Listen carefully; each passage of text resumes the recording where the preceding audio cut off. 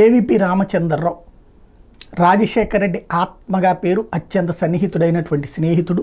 మొత్తం రాజశేఖర రెడ్డి బ్రతుకున్నంతకాలం ఆయనకి తోడు నిలబడ్డటువంటి వాడు. పీసీసీ చీఫ్గా, సిఎల్పీగా, ఆ తర్వాత ముఖ్యమంత్రిగా, ఆ తర్వాత పక్కకి వెళ్ళిపోయినటువంటి మనిషి.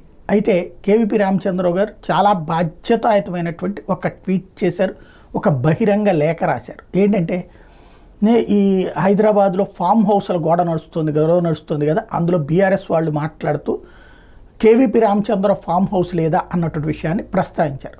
దానికి ఆయన ప్రస్తావిస్తూ ఒక లేఖ రాస్తూ, నా ఫామ్ హౌస్కి అధికారులను పంపించండి, హైడ్రా ఎవరెవరు ఉంటారో అందరినీ పంపించండి.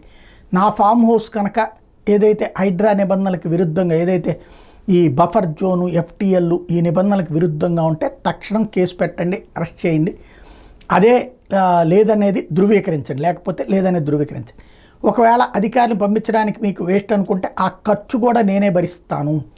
ఇది తాజాగా కేవీపీ రామచంద్రరావు బహిరంగ లేఖ. చాలా అద్భుతమైనటువంటి ధైర్యవంతమైనటువంటి విషయం. తను తప్పు చేయలేదన్నటువంటి ధైర్యమే ఆయన చేత ఈ లెటర్ రాయించింది. ఆ విషయంలో కేవీపీ గారిని అభినందించాలి.